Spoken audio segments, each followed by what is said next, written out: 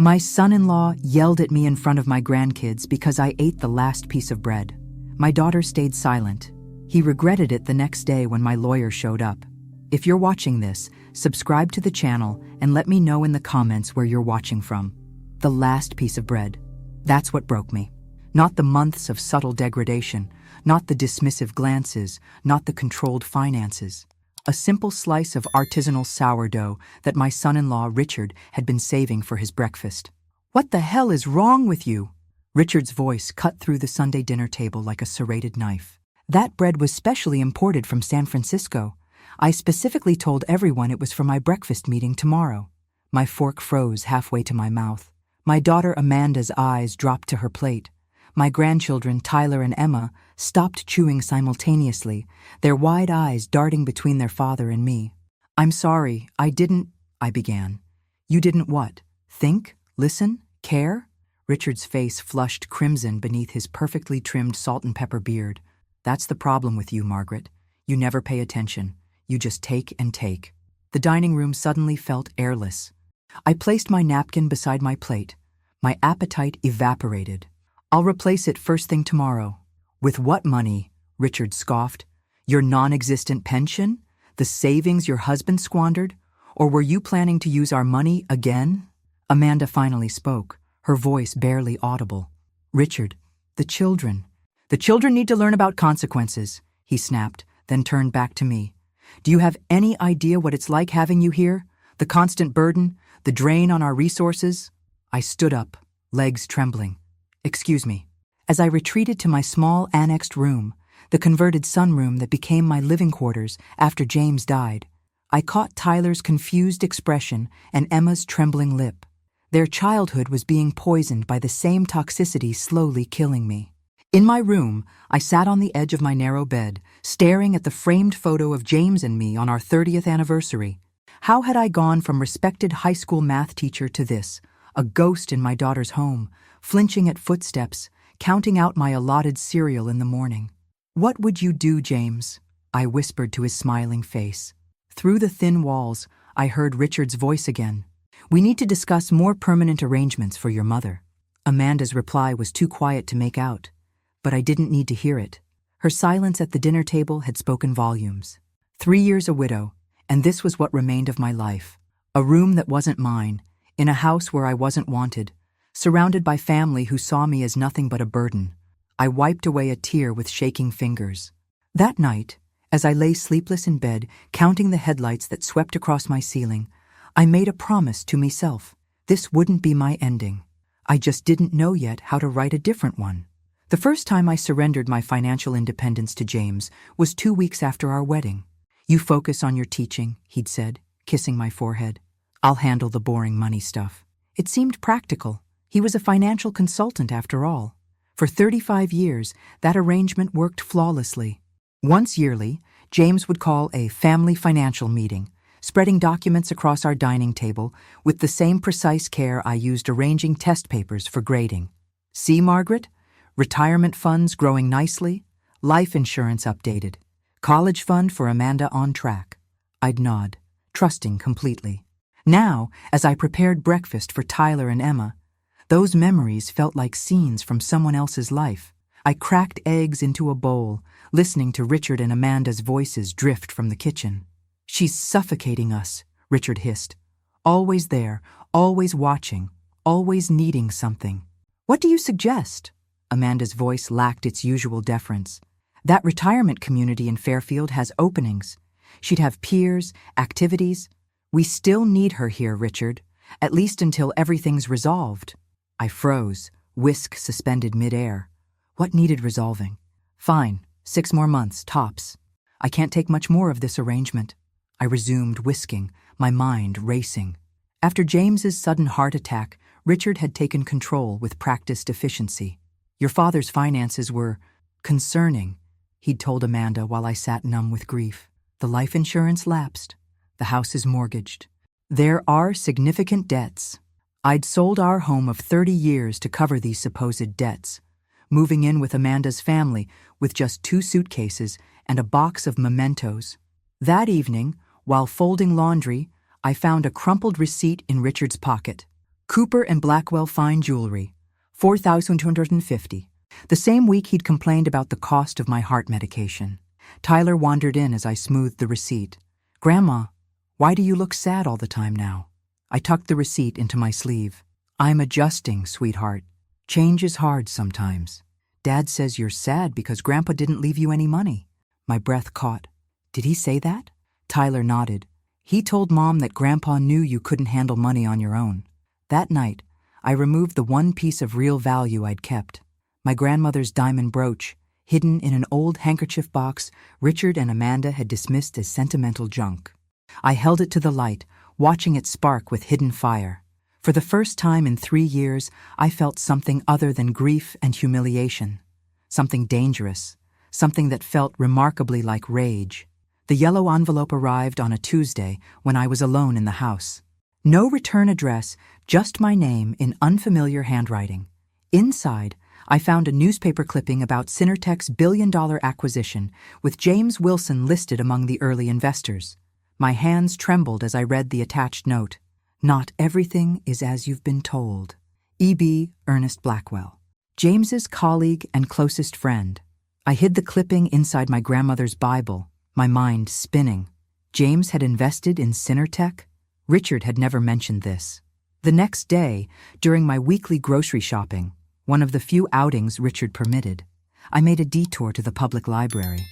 With help from a patient librarian, I created an email account and contacted Ernest. His reply came 3 days later. "Margaret, I was disturbed to hear about your financial situation. It contradicts everything I knew about James's investments. I'm visiting Connecticut next week. We should talk." When Ernest called to arrange the meeting, Richard intercepted. "Ernest, what a surprise! You're coming to town? Margaret mentioned nothing about this." His tone made it clear. He would be present for this conversation. Ernest arrived looking older than I remembered, his handshake lingering as he assessed me. Richard hovered nearby, inserting himself into every exchange. "James always spoke highly of your financial partnership," Ernest said, eyes locked on mine. "Such a shame about the Synertech timing. If only he'd lived to see how well that investment performed." Richard's hand clamped on Ernest's shoulder, steering him toward another topic. "How's retirement treating you? Still living in Arizona?" When Ernest departed, he embraced me, whispering, "Check your coat pocket." Later, I found a USB drive with a note. Password: Amanda's birthday.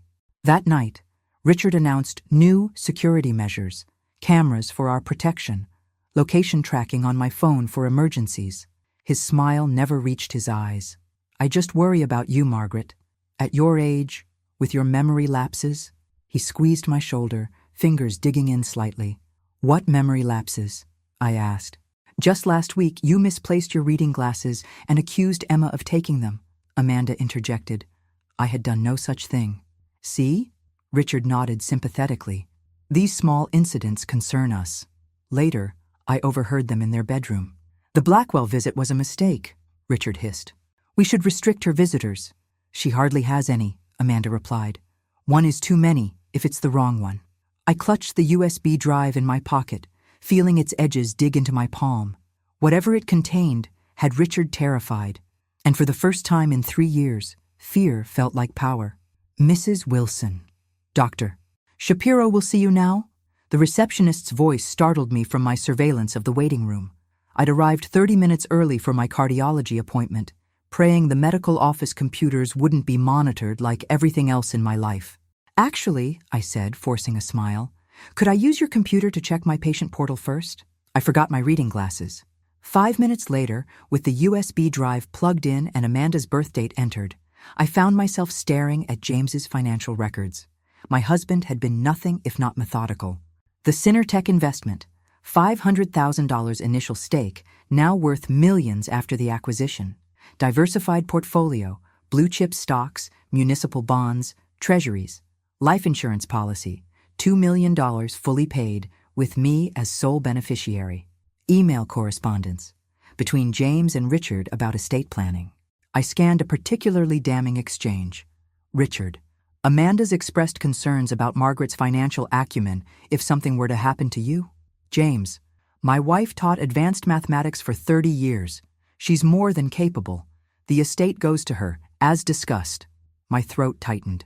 They had stolen millions from me, while making me believe I was the burden. "Mrs. Wilson? Doctor's waiting," the receptionist called. I closed the files, pocketed the drive, and followed her down the hall, my heart pounding from something other than my medical condition. 2 days later, Richard's surveillance escalated. A family location app appeared on my phone. The housekeeper now reported directly to him about my activities. My weekly grocery trips were restricted to a specific store where, I later discovered, the manager was Richard's golf buddy. During dinner, Richard casually mentioned, "I've scheduled you for a memory screening next month, Margaret. Just routine for someone your age." "I don't need that," I said. "Mom," Amanda interjected, "it's just precautionary. Dad had early-onset dementia symptoms before his heart attack, remember?" Another lie. James had been sharp until his final day. I nodded meekly, bile rising in my throat. They were building a case against my competence. That night, I carefully inventoried my assets. The diamond brooch, $237 in cash, saved from household money, the USB drive, and now knowledge. Not enough to escape? Not yet. I needed allies, but who? Richard had systematically isolated me from friends, and my former colleagues were scattered. The few relatives I had were distant, both geographically and emotionally. As I contemplated my prison, Tyler knocked softly on my door. "Grandma? Can you help with my math homework?" Working through algebra problems, I saw Tyler studying me intently. "What is it, sweetheart?" "Dad said you get confused with numbers now." His young face scrunched with doubt. "But you explain math better than my teacher." In that moment, I realized something crucial. They'd underestimated me. Richard saw a feeble-minded widow, Amanda, a burdensome mother. Neither recognized the woman who had once commanded classrooms of restless teenagers who had balanced household budgets to the penny for decades. "Some people," I told Tyler quietly, "only see what they expect to see." His eyes widened with understanding beyond his years. "Like when Dad expects me to mess up so he never notices when I do things right?" I squeezed his hand. "Exactly like that. You've been coming to me for 20 years, Margaret, and I've never seen your hair look this brittle." Barbara Winter's hands paused in my hair. "You eating properly?" The salon's familiar scent of perm solution and coffee provided a strange comfort, one of the few places Richard still allowed me to visit monthly. My appearance apparently remained important for family image. "I'm fine," I lied automatically. Barbara's eyes met mine in the mirror. "No, you're not. You've lost weight, your hands shake, and you flinch when the door opens." My carefully constructed facade cracked. "It's complicated." "It usually is." She lowered her voice. "My sister went through something similar when her husband died. Her stepson took everything, convinced her she was going senile." I stiffened. "How did she handle it?" "She talked to Evelyn Parker, her doctor. Turns out financial elder abuse is sadly common." Barbara scribbled on a card. "She's in this building, 3rd floor. I already have doctors. Evelyn specializes in helping women in difficult situations." Discreetly, I tucked the card into my purse, heart racing. That afternoon, instead of returning home, I called Richard with a fabricated story about additional tests my cardiologist wanted to run immediately. Dr. Parker was nothing like I expected. Younger, with quick eyes that missed nothing. "Mrs. Wilson, what brings you here today?" she asked after basic introductions. "Heart palpitations," I replied automatically. She set her clipboard aside. "And the real reason?" The story spilled out. James's death, Richard's manipulation, the missing millions, the surveillance, the isolation. I showed her the USB drive contents on my phone. "You understand what you're describing is criminal," she said when I finished. "I have no money for lawyers, no freedom to act, no proof they'd believe over Richard's word. But you do have this." She tapped my phone, showing James's records, which I obtained without permission, using a drive given to me secretly. "Doctor."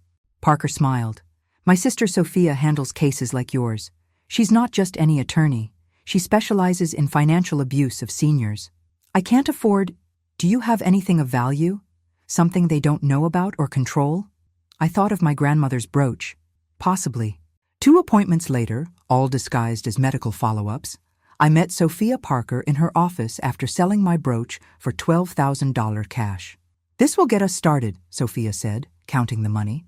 "But Richard has resources and legal expertise. We need to be smarter, not just aggressive." "What's our first step?" I asked. "Documentation. Every interaction, every statement about your finances, every restriction on your freedom." She handed me a small device. "This looks like a key fob but records audio. Start building evidence." "How long will this take?" I asked, desperation creeping into my voice. "Elder financial abuse cases are complex. Richard has covered his tracks carefully." She leaned forward. "But he made one critical mistake." "What's that?" "He assumed you were already beaten." Sophia's eyes hardened. "Are you?" I thought of James, of my decades teaching, of my grandchildren watching me surrender daily to humiliation. "No," I said, my voice steadier than it had been in years. "I'm not. These transactions through the Cayman Islands Shell Company," Davis Miller pointed to his laptop screen, "create a perfect paper trail of Richard's fraud." May sunshine streamed through Dr. Parker's office window where we held our covert meetings disguised as therapy sessions. Davis, a former FBI financial investigator hired by Sophia, had been methodically unraveling Richard's elaborate scheme for weeks. "In normal circumstances, we'd have enough to approach the authorities," Sophia said. "But Richard's position at his firm gives him connections in the prosecutor's office. One premature move, and I'll be declared mentally incompetent before we can act," I finished. "Precisely." Sophia spread documents across the desk. "We need 3 things: irrefutable evidence of fraud, protection against his countermoves, and a strategic timeline." Davis nodded grimly. "Financial fraud investigations typically take 12-18 months. I don't have that kind of time," I said. "Richard's escalating his control. Last week he suggested I give Amanda medical power of attorney." "Did you sign anything?" Sophia demanded. "No, I said I needed time to think about it." "Good. Now we need to prepare for worst-case scenarios." That afternoon, Sophia outlined our 3-phase strategy: document everything, build a support network, and prepare for controlled confrontation. I received a prepaid phone hidden in my memento box and a voice recorder disguised as a key fob.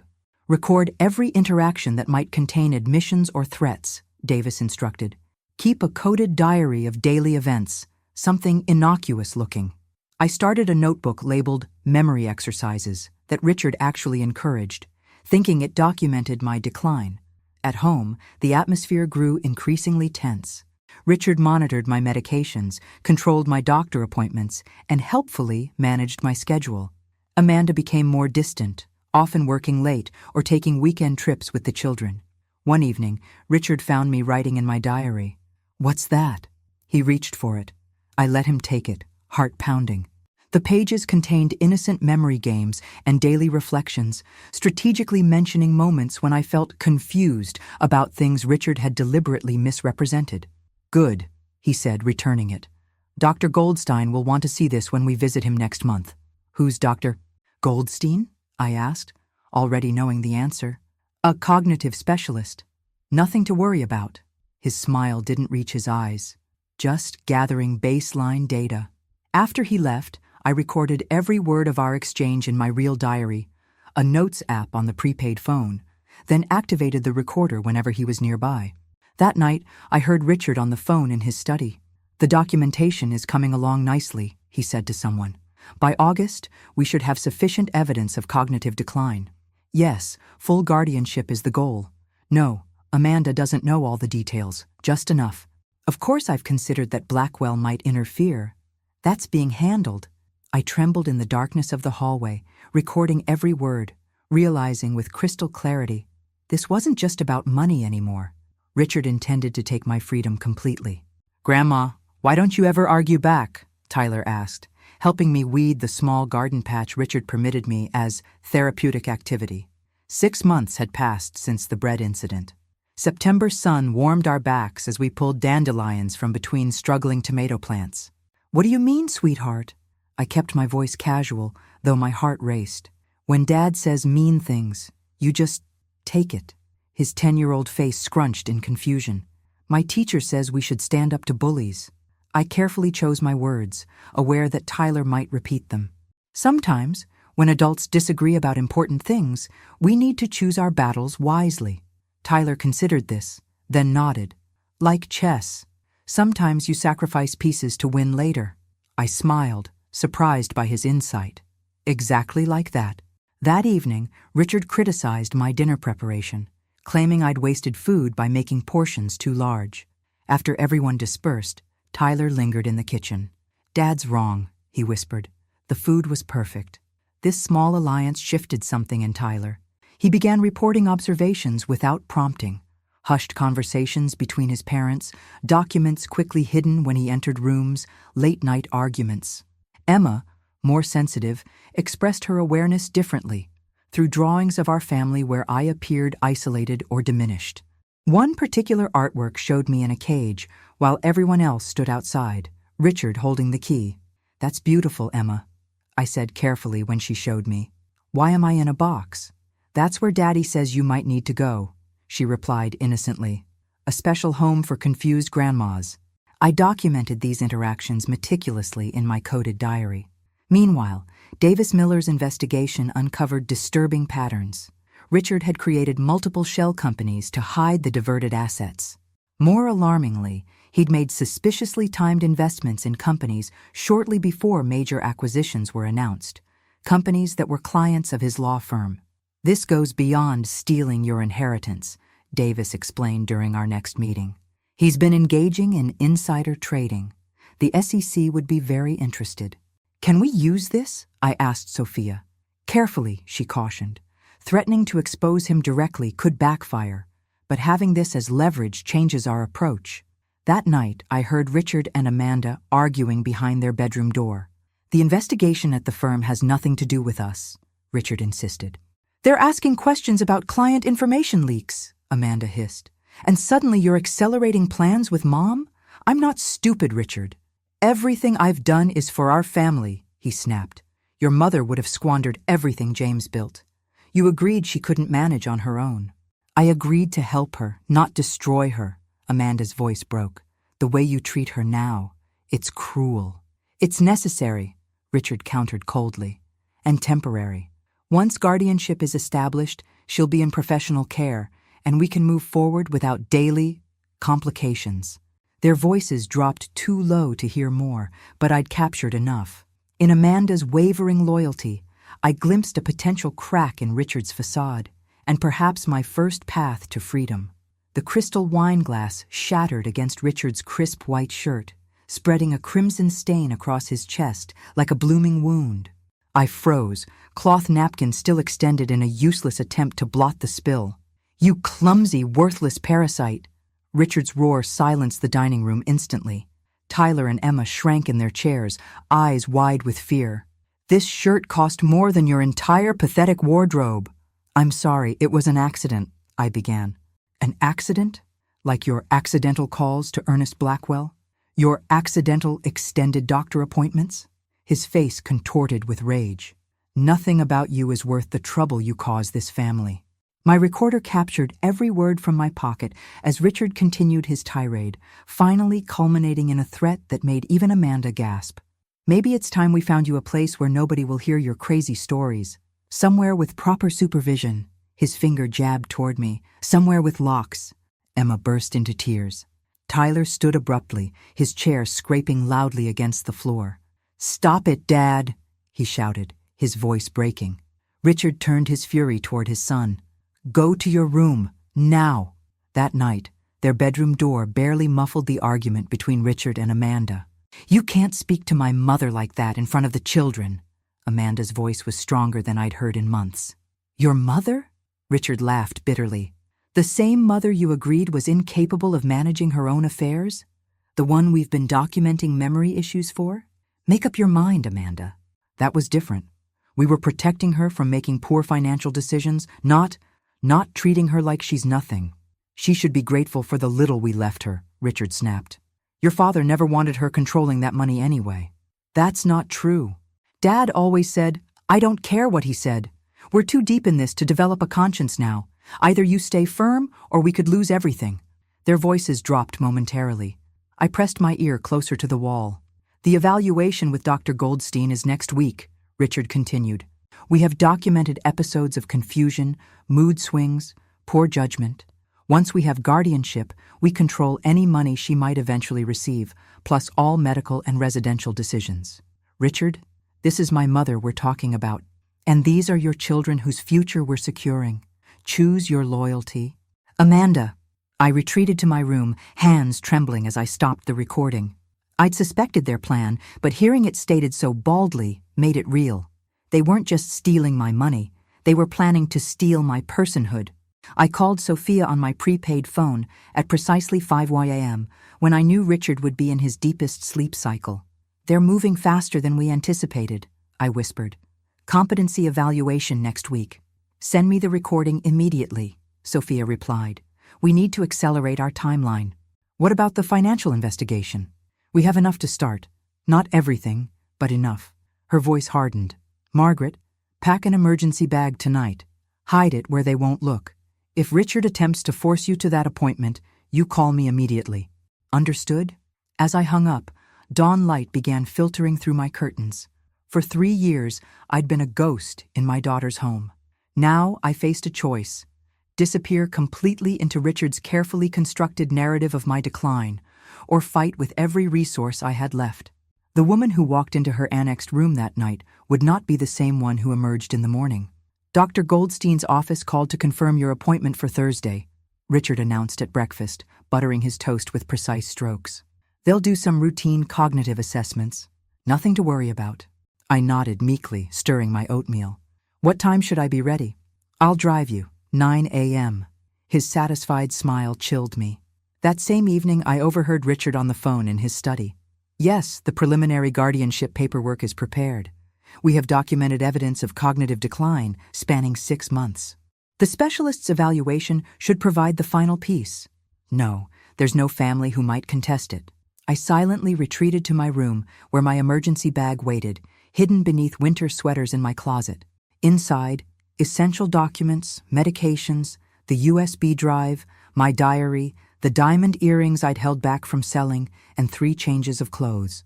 At 5:30 the next morning, I slipped out through the side door where the security camera had been accidentally angled away during my gardening the previous day. A prearranged taxi waited at the corner. On the kitchen table, I left a single note. Richard, your meeting won't be with Dr. Goldstein, but with my attorney. 10 a.m., her office. Address below. Come prepared to discuss James's will, the life insurance, and Synertech. Sophia had arranged a small furnished apartment paid 3 months in advance with the remainder of my brooch money. By 6:30 a.m., I was settling into my new temporary home, both terrified and exhilarated by my first act of true defiance. My phone rang at 7:15 a.m. He found the note, Sophia reported. He's called the office 3 times demanding to speak to me. I've instructed my assistant to only confirm the appointment time. Will Amanda come too? I asked, surprised by how much I cared about the answer. Almost certainly. Richard will want her as emotional leverage. At 9:45, Sophia called again. They've arrived early with Gerald Hoffman, a partner from Richard's firm specializing in estate litigation. Are you ready for this? I took a deep breath, thinking of the 3 years of humiliation, the stolen funds, the planned guardianship, the systematic destruction of my identity. I've been ready since the day James died, I answered. I just didn't know it yet. At precisely 10 a.m., I walked into Sophia's conference room. Richard's face registered shock, then fury, then calculated composure within seconds. Amanda looked pale, her eyes darting between Richard and me. Their attorney, a silver-haired man with an expensive suit and cold eyes, assessed me with clinical detachment. Margaret, Richard recovered quickly, his voice dripping with concern. We've been worried sick. In your condition, wandering off. My condition is perfectly sound, I interrupted, my voice steadier than I'd expected. As the financial records, audio recordings, and witness statements we've gathered will demonstrate. Richard's attorney leaned toward him, whispering urgently. Amanda's hand flew to her mouth. Sophia placed a folder on the table. This meeting can proceed in one of 2 ways, Mr. Thompson. We can discuss a private settlement regarding the approximately $4 million in assets you've misappropriated from my client. Or we can involve the SEC regarding your pattern of suspicious investments in companies shortly before major acquisition announcements. Richard's face drained of color. The trap had been set, baited, and now finally sprung. "You have no proof of anything," he said, but his voice lacked conviction. Sophia smiled thinly. "Let's start with the recordings, shall we?" "That's not my voice," Richard insisted, as the recording played his threat to put me somewhere with locks.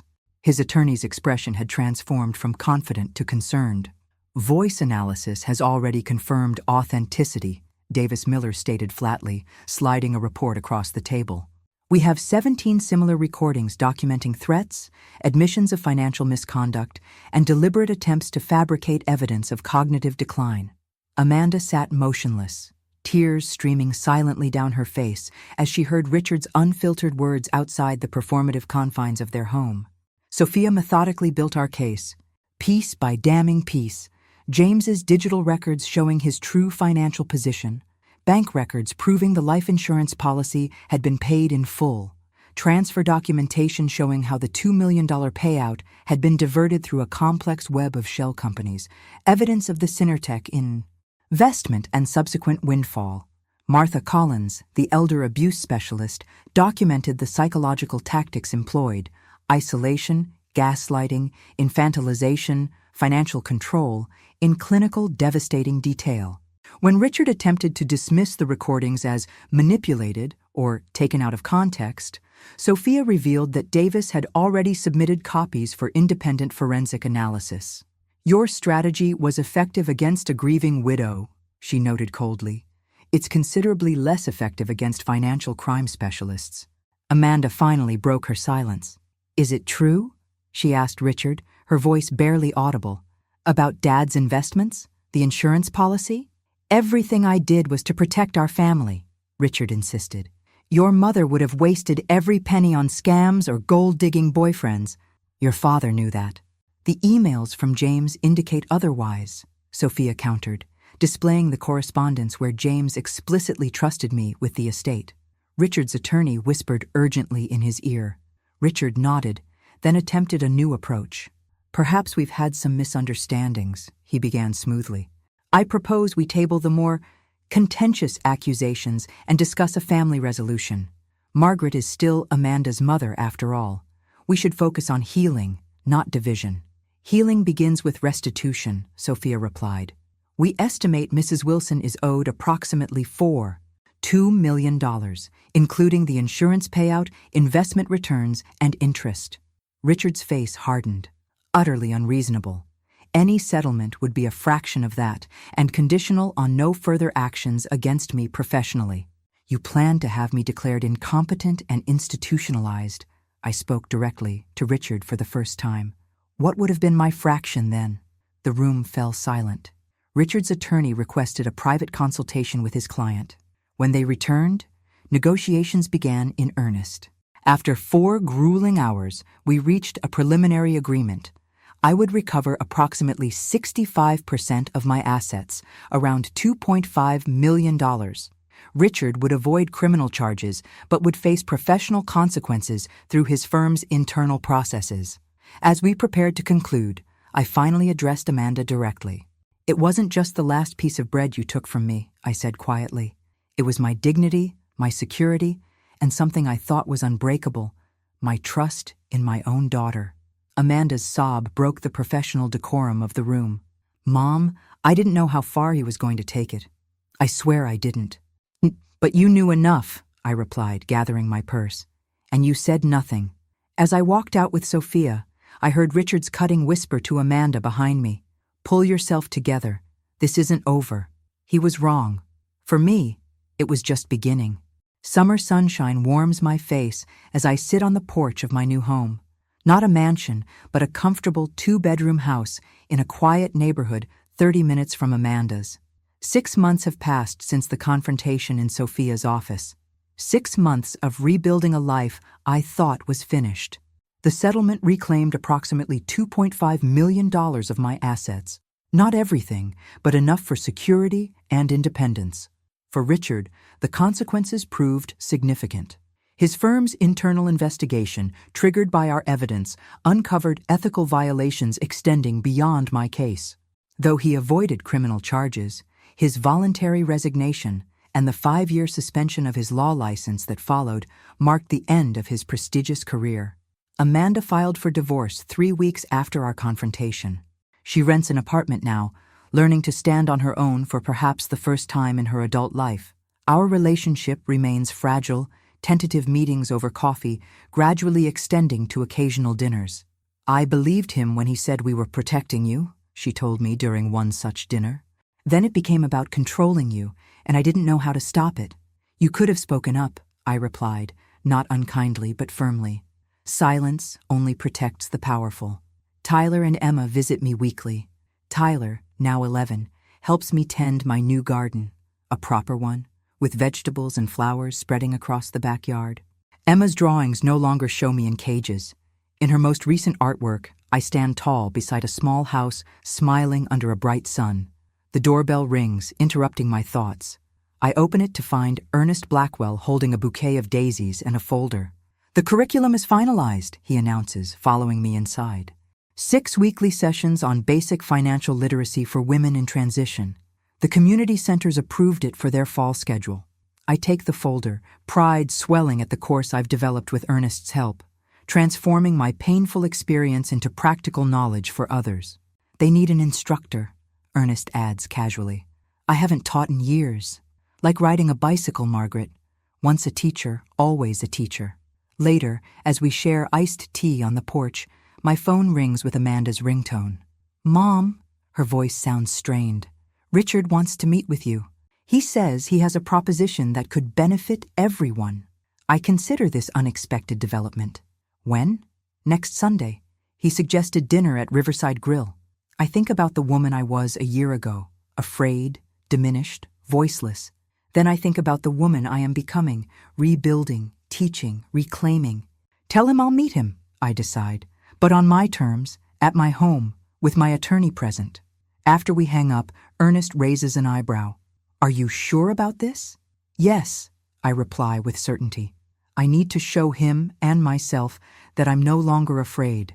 When Sunday arrives, Richard appears at my door looking diminished, without his expensive suits and confident bearing. We sit in my living room, Sophia beside me, as he proposes a fresh start, where he would manage some investments for me to maximize returns. I listen politely until he finishes, then simply shake my head.